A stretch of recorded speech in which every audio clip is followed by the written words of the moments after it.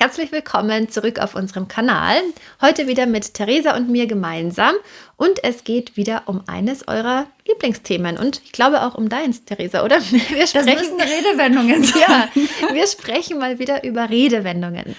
Heute machen wir das Ganze aber umgekehrt. Das heißt, Theresa, ich werde dir eine Situation beschreiben. Aha. Und du sollst überlegen, welche Redewendung würde denn in diesem Kontext passen. Perfekt. Gute Aufgabe für dich, oder? Absolut. Sehr schön.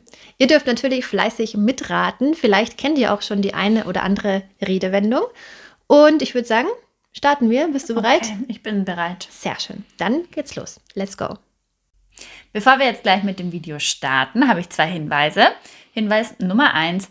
Auch für dieses Video gibt es ein kostenloses PDF mit allen Wörtern, Beispielen, Redewendungen, die wir hier im Video so sagen. Du kannst dir dieses PDF ganz einfach kostenlos herunterladen. Du findest in der Videobeschreibung einen Link. Dort kannst du klicken, deinen Namen, deine E-Mail-Adresse hinterlegen und dann werden wir dir das PDF per E-Mail zuschicken.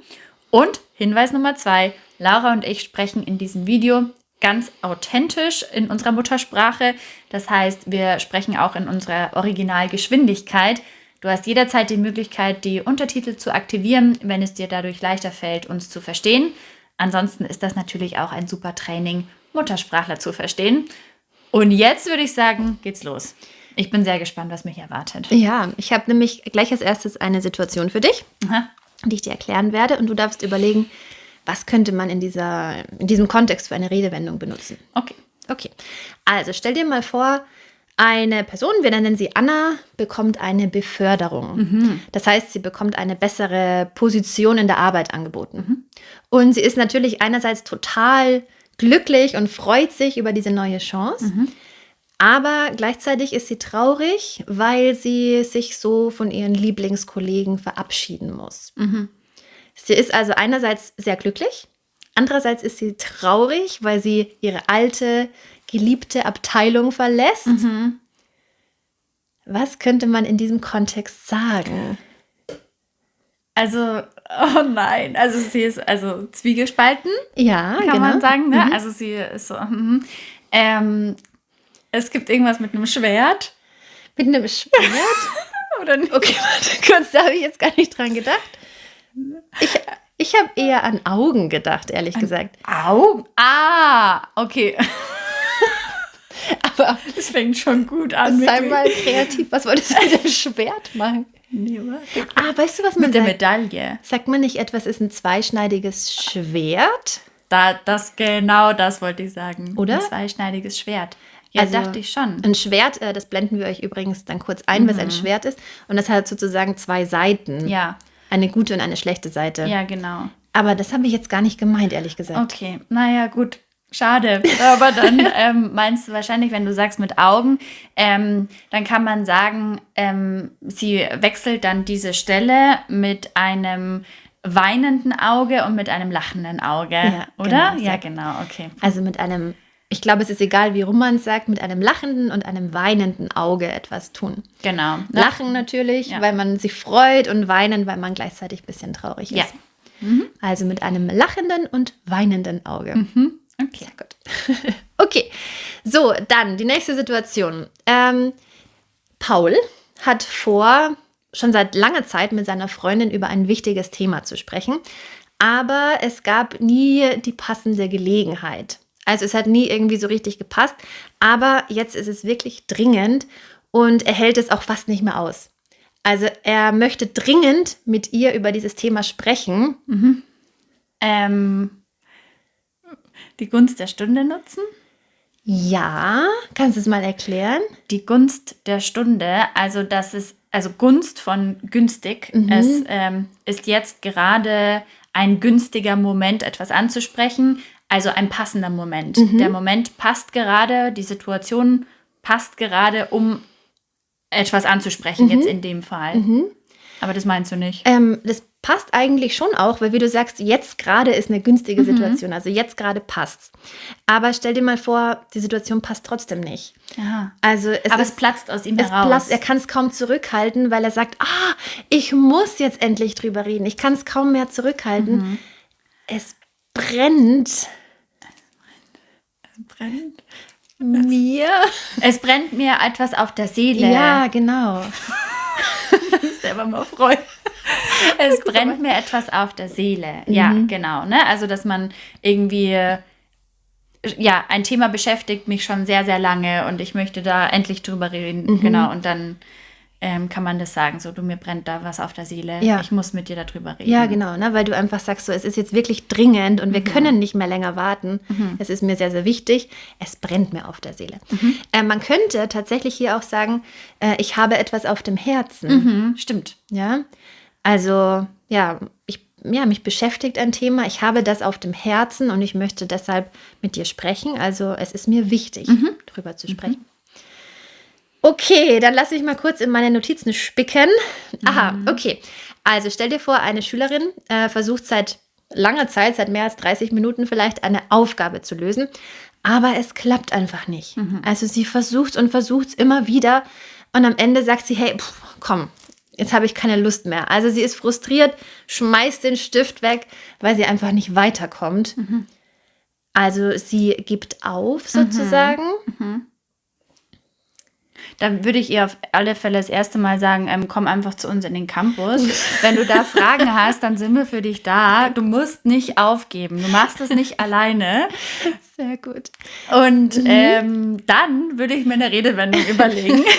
Okay, dann also meinst du für die Situation, dass man aufgibt? Dass man aufgibt, aber auch, dass man so ein bisschen die Augen verschließt vor der Realität. Ach so, weil sonst hätte ich gesagt, sie wirft das Handtuch. Gut, das habe ich zwar nicht gemeint, aber das ist auch gut. Danke. Ja. Das Handtuch werfen meint also, okay, egal, ich gebe jetzt auf, ich resigniere vielleicht auch so ein bisschen. Ich merke, ich schaffe das nicht, ich werfe das Handtuch. Ja, genau, das ist so wirklich das Aufgeben. Also man sagt, nee, jetzt reicht es, hör auf. Was ich meine, das hat nicht nur die Bedeutung von aufgeben, sondern eben auch, dass man vor der Realität die Augen verschließen möchte. Und das hat oft es wird oft bildlich dargestellt mit einem Tier, nämlich mit dem Vogel Strauß, der etwas mit seinem Kopf macht. Den Kopf in den Sand stecken. Genau. Okay. Ja, also dann steckt sie den Kopf in den Sand, weil sie sagt, ich schaffe das nicht. Genau. Also ich will nicht mehr, ich ignoriere jetzt einfach diese Aufgabe, ich habe keine Lust mehr und lass es bleiben. Ja, vielleicht auch einfach aus einer Frustration heraus. Ja. So. Ja. Man könnte dann oft auch vielleicht so motivierend sagen, hey, komm, jetzt steck doch nicht gleich den Kopf in den Sand. Also gib doch nicht auf, versuche es doch nochmal. Ja. Genau. Okay. Dann, wir bleiben bei Tieren. Es geht um eine Person, wir nennen sie Max, der sich endlich einen großen Traum erfüllt. Und zwar reist er nach Afrika, um dort eine Safari zu machen. Okay. Und er ist gerade dabei, die Tiere in freier Wildbahn zu beobachten, macht fleißig Fotos und plötzlich spürt er hinter sich eine Bewegung. Er sieht einen Schatten. Und als er sich umdreht, steht da plötzlich ein Löwe. Und Max hat natürlich Angst, dass er nicht lebend aus dieser Situation herauskommt. Also er hat plötzlich Angst bekommen. Er hat einen großen Schock bekommen. Dann ist ihm das Herz in die Hose gerutscht. Ja, genau. Richtig? Ja, sehr gut. Das ist die Redewendung. Ja, perfekt. Genau, also das Herz rutscht in die Hose, weil wenn man so ganz schnell auch so Herzklopfen bekommt und man bekommt irgendwie einen Schauer, so, also es schüttelt einen so, man bekommt kalte, schwitzige Hände, das meint man damit, ne? Ja. Es rutscht einem das Herz in die Hose. Ja, genau, ne? Wenn man entweder Angst hat oder einfach total aufgeregt ist wegen irgendwas. Ja. Genau, super. Okay, dann das nächste. Es ist ein Unfall passiert. Aber zum Glück ist nichts Schlimmes passiert. Also man sagt ein Auffahrunfall, wo die zwei Autos vielleicht sich unsanft berühren. Und als der Fahrer aussteigt und die Situation klären will, dann fährt aber der Unfallfahrer plötzlich weg. Also er fährt einfach weg, ohne stehen zu bleiben, ohne die Situation zu klären. Man würde auch sagen, er haut ab. Was Fahrerflucht. Sagen? Fahrerflucht nennt man das, genau. Er macht sich aus dem Staub? Ja. Echt? Gut. Ja, genau. Nice. Er macht sich aus dem Staub. Also sich aus dem Staub machen. Genau, sich aus dem Staub machen. Also, dass man unbemerkt eigentlich, finde ich, oder? Sich aus dem Staub machen ist so unbemerkt gehen. Also ich denke jetzt zum Beispiel auch auf einer großen Party, viele Menschen sind da und man verschwindet einfach. Also man sagt nicht Tschüss oder so, sondern man geht einfach, dann macht man sich aus dem Staub. Also einfach gehen. Einfach gehen. Oft ist es aber wirklich auch, weil man vor etwas flüchten möchte. Also zum Beispiel mit dem Unfall. Er flüchtet ja vor einer Strafe. Ne? Er hat Angst, dass es Konsequenzen gibt. Er flüchtet vor der Verantwortung. Vielleicht bei der Party auch. Ne? Wenn du siehst, da kommt irgendjemand, da habe ich jetzt nicht so Lust, mit dem zu reden. Ich mache mich mal aus dem Staub. Ja. Also ich verschwinde heimlich. Ja. Genau. Sehr gut. Okay, dann stell dir mal vor, du hast eine wichtige Prüfung. Und du hast monatelang dafür gelernt und du bist eigentlich auch wirklich gut vorbereitet. Dann hast du die Prüfung geschrieben. Du kommst nach Hause und dann sagst du auf einmal, boah, nee, das war so schwer. Ich habe bestimmt 0 Punkte und ich werde durchfallen und ich muss alles nochmal machen. Und du bist einfach total pessimistisch. Dann würde ich zu dir sagen, ach komm, Theresa. Mal nicht den Teufel an die Wand. Sehr gut. Ja? Ja. Okay. Den Teufel an die Wand malen ist einfach wirklich, pessimistisch sein. Ja. Und Ja, man befürchtet das Schlimmste. Genau. Ne? Du sagst nicht nur, dass die Prüfung vielleicht schlecht ist, sondern auch, nee, ich habe 0 Punkte und ich habe garantiert nicht bestanden. Ich bin sicher durchgefallen oder so. Ja. Also einfach übertrieben pessimistisch sein. Ja. Den Teufel an die Wand malen. Sehr gut. Okay, dann habe ich was sehr Romantisches, Theresa. Das kann ich. Sehr gut. Es geht aber um uns beide. Also vielleicht nicht so romantisch. Aber also, wir beide, wir sind ja nicht nur Schwestern, wir sind praktisch auch beste Freundinnen. Das heißt, wir verstehen uns super, wir machen alles zusammen, man kann sich immer aufeinander verlassen. Wir sind unzertrennlich. Oh, Lauri! Ich bin ganz gerührt. Was sind wir? Ein Herz und eine Seele. Süß habe ich das gesagt, oder? Das ist schon ein bisschen cute. Ich werde gleich rot. Schau mal. Was ist denn los? Okay. Fürs Verständnis, wir sind Schwestern. Ja, genau. Falls man das nicht verstanden hat. Also, wo war ich? Dass man das auch bei Menschen sagen kann, die nicht miteinander verwandt sind, ne? Sondern halt irgendwie mit, ja, wie du sagst, irgendwie mit besten Freundinnen oder so, dass man sich blind versteht, ja, wie du schon beschrieben hast. So, dann sagt man ist ein Herz und eine Seele. Man versteht sich sehr gut. Okay. Süß. Sehr gut. Dann, ach, guck mal, wir machen gleich ganz emotional weiter. Es geht um eine Hochzeit. Okay. Also, Thomas heiratet und sein bester Freund hält eine Rede. Das heißt, er spricht etwas und diese Rede ist sehr emotional. Und alle Gäste, also auch der Bräutigam, sind total gerührt. Das heißt, sie haben Tränen in den Augen. Sie kämpfen mit den Tränen. Und der Redner, also der Freund selbst, auch. Also er kann kaum weitersprechen. Sein Hals fühlt sich an wie zugeschnürt, denn er hatte etwas im Hals. Ein Frosch im Hals. Nee, das ist ja, er hatte etwas anderes. Ein Knoten. Nee. Ja, es heißt nur anders. Nicht Knoten, sondern warte kurz. Er hatte einen Kloß im Hals. Ja. Einen Kloß im Hals. Okay, das ist wie, also ein Kloß ist in Süddeutschland ein Knödel, den man zum Schweinebraten isst. Einen Knödel im Hals, einen Kloß im Hals. Also wirklich, wenn man das Gefühl hat, man hat einen Knoten im Hals und kann nicht mehr weitersprechen. Ja. Und es ist so, also vor lauter Emotionalität irgendwie. Ja. Und es kann aber eigentlich auch, also es muss kein positiver Anlass sein, es kann auch ein trauriger Anlass sein. Ne? Es geht nur um die Emotion. Also du kannst nicht weitersprechen, weil du gerade so emotional bist. Ja. Dann hast du einen Kloß im Hals. Sehr gut. Okay, schauen wir weiter. Es geht wieder um jemanden, der Hausaufgaben macht. In diesem Fall ist das Tobi. Tobi macht gerade seine Mathe-Hausaufgaben, aber er scheitert an einer Aufgabe. Das heißt, er kommt nicht weiter. Er weiß, dass er irgendwo einen Fehler gemacht hat, aber er findet ihn einfach nicht. Also er weiß eigentlich genau, warum er es nicht lösen kann, weil da ja ein Fehler ist. Und eigentlich hat er auch gar kein Problem mit diesem Thema. Also so wie du gerade. Also er sieht was Offensichtliches eigentlich nicht. Vielleicht. Okay, ich wollte sagen, etwas liegt ihm auf der Zunge. Aber das ist ja eher, wenn einem einfach so ja schon also ein passendes Wort nicht einfällt.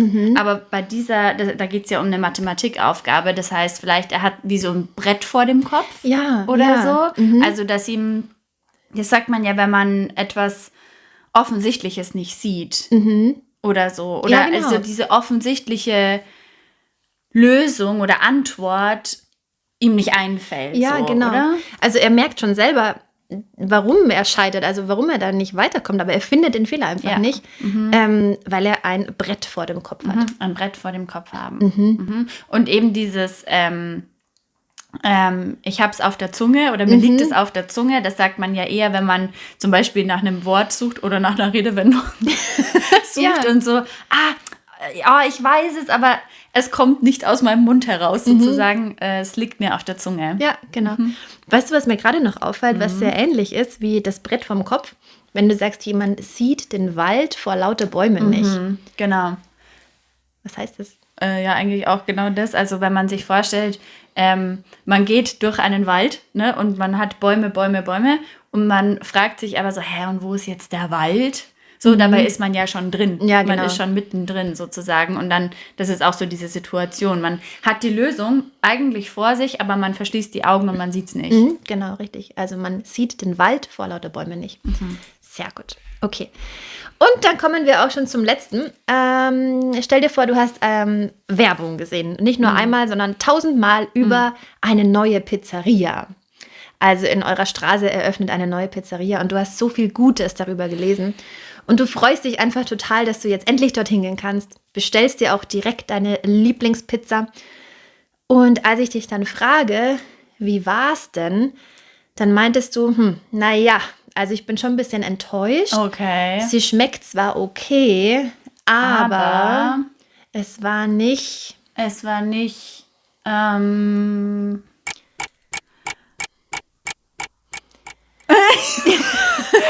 hat mit einer Farbe zu tun. Und das mit Grüne vom Ei. Warte.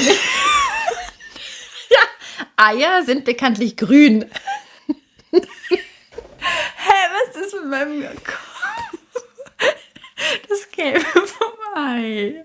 Es war nicht so das Gelbe vom Ei. Es war nicht das Gelbe vom Ei, genau.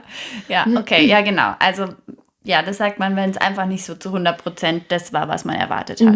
Genau. Es war nicht das Gelbe vom Ei. Es heißt aber eigentlich nicht, dass es schlecht ist. Also es heißt nur, es ist jetzt nicht die beste Lösung. So, es war schon okay, aber es war jetzt nicht so, wie es in der Werbung geklungen hat. Ja. Könntest du eigentlich jetzt auch nicht nur für Essen sagen, sondern auch mit technischen Geräten, wenn du jetzt ein tolles Handy dir kaufst und dann sagst du, naja, aber irgendwie ist es nicht das Gelbe vom Ei. Ja, also es ist nicht schlecht, aber es ist jetzt auch nicht das Beste, was ich jemals gesehen habe. Oder du hast irgendeine Idee und du bist ganz begeistert und dann sage ich, naja, also Theresa, das ist jetzt nicht das Gelbe vom Ei. Ja. Okay. Ja, aber also so schlecht lief es doch jetzt gar nicht für mich, oder? Ich wollte auch sagen, du hast es eigentlich echt sehr, sehr gut gemacht. Ja, finde ich auch. Sehr schön. Super. Also wenn euch das Video gefallen hat, dann freuen wir uns natürlich wie immer über eure Kommentare. Vielleicht kanntet ihr auch schon die ein oder andere Redewendung. Lasst uns das gerne wissen und ja, wir freuen uns dann, euch bald wieder in einem Video zu sehen. Und vergesst nicht, das PDF runterzuladen. Richtig, genau. Unten unter dem Video ist der Link. Genau. Ein Knoten. Nee. Ja, es heißt nur anders. Nicht Knoten, sondern... Warte kurz.